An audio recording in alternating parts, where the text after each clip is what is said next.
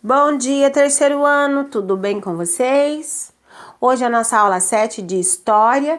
Hoje nós vamos falar das influências culturais relacionado ao povo brasileiro e a visão do indígena segundo os europeus, ou seja, como os europeus via os indígenas. Olhem só, o que essas pessoas que estão sendo representadas na ilustração têm em comum. Repare no grupo que eles estão em uma roda, das quais eles estão utilizando instrumentos musicais, tem também danças. Então, repare que eles estão compartilhando influências culturais, que é música e dança. Assim, então, o processo cultural se dá pelo conjunto de práticas que as pessoas têm em comum porque elas compartilham em grupo, tá? Então, aí no caso, eles estão compartilhando música e dança. Assim, então, os hábitos de dançar, ouvir música, de festas, sofreram influências culturais de quais povos? Dos indígenas, dos africanos, dos europeus, entre outros povos, é claro. Porém, nessa unidade nós vamos falar principalmente das influências indígenas, portuguesas e africanos, porque foram eles que deram início à formação do povo brasileiro. Vamos falar um pouco sobre o povo brasileiro, tá? Para nós conhecermos o Brasil, precisamos também conhecer os povos e as culturas que fazem parte do nosso país. É interessante também a gente observar as diversas visões de mundo e também as relações que esses povos estabeleceram entre si. Precisamos também conhecer os grupos sociais. O que seriam esses grupos sociais? Seriam aquelas pessoas que se interagem entre si, ou seja, dependendo dos laços de afinidade, pessoas que têm objetivo em comum, que realizam trabalhos e atividades em conjunto.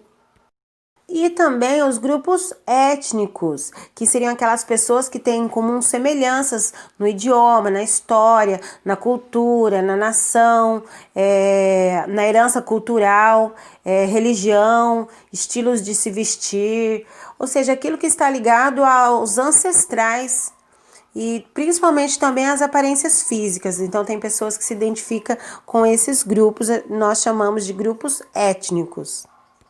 Então, conhecer os grupos sociais e os grupos étnicos do lugar onde nós vivemos pode nos ajudar a construir a nossa própria identidade, pode nos ajudar a conhecer e a valorizar a nossa história e a nossa cultura. Assim também possamos reconhecer e respeitar outras culturas.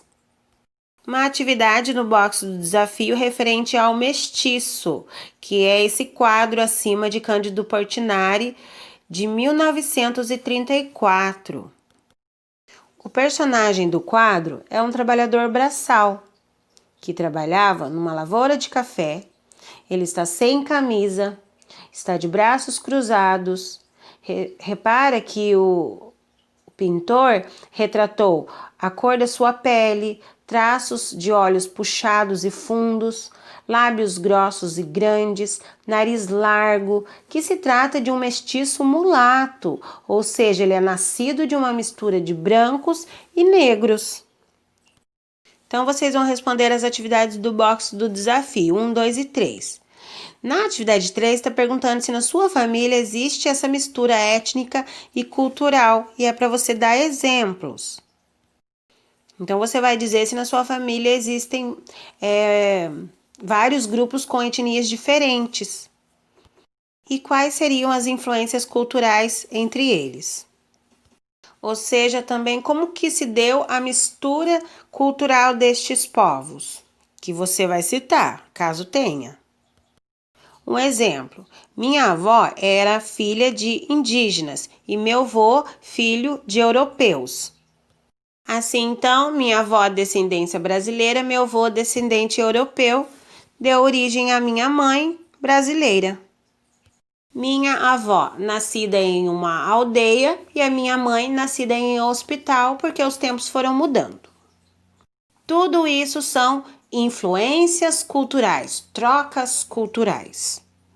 Então, essas trocas culturais de gerações e gerações passadas deu origem à formação cultural do povo brasileiro. Então, temos aí também a influência de outros grupos de povos étnicos diferentes, tá? Que deu origem às diversas culturas que existem no nosso país. Mas nós vamos ver isso bem mais para frente. As diferentes visões de mundo. Então, o primeiro contato entre os povos indígenas e os portugueses, a partir de 1500, foi de muita estranheza para ambas as partes. As duas culturas eram muito diferentes uma da outra, pertenciam a mundos completamente distintos, ou seja, diferentes. Como os indígenas não tinham escrita, a maioria dos registros feitos sobre o primeiro contato entre os portugueses e os indígenas, como os escritos, as gravuras e as ilustrações, representavam a visão dos europeus, ou seja, como eles viam os indígenas. As fontes históricas para o estudo de como eles viam os indígenas vieram dos seus mitos, das suas lendas, das suas histórias e também das suas tradições orais. Ou seja, como eram os hábitos e os costumes dos indígenas de maneira oral. Então, é sempre importante lembrar que toda fonte histórica representa a visão de mundo de quem a produziu. Essa daí é uma gravura de Hans Staden, produzida em 1557 e foi publicada no livro Duas Viagens ao Brasil, tá? Essa gravura representa os indígenas na visão do artista Hans Staden. Reparem as características físicas dos indígenas. Hoje em dia, se vê que são bastante diferentes de como foram representados nessa gravura aí. Repare que os traços do rosto dos indígenas têm alguma semelhança com os traços dos europeus e estes se parecem pouco com os indígenas do território brasileiro. Então se vê que a pintura revela a maneira como os europeus via e se relacionavam com os indígenas, e não como os indígenas eram de verdade. E na verdade, quando eles encontraram as terras brasileiras, viram aqui diferentes grupos de povos indígenas, das quais eles não acreditavam que esses povos tinham lei, tinham religião, tinham hábitos e costumes também. Quando na verdade eles possuíam uma rica diversidade cultural. Bom, chega de história, vamos lá, atividade no box do jogo rápido. Na próxima aula vou falar das influências culturais indígenas, vou falar das influências culturais portuguesas e das influências culturais africanas. Depois, na outra aula, vou falar de outros povos imigrantes que também chegaram no Brasil para complementar a cultura brasileira. Espero que tenha entendido a atividade, tá? Qualquer coisa estou à disposição. Um beijo bem grande no coração de vocês.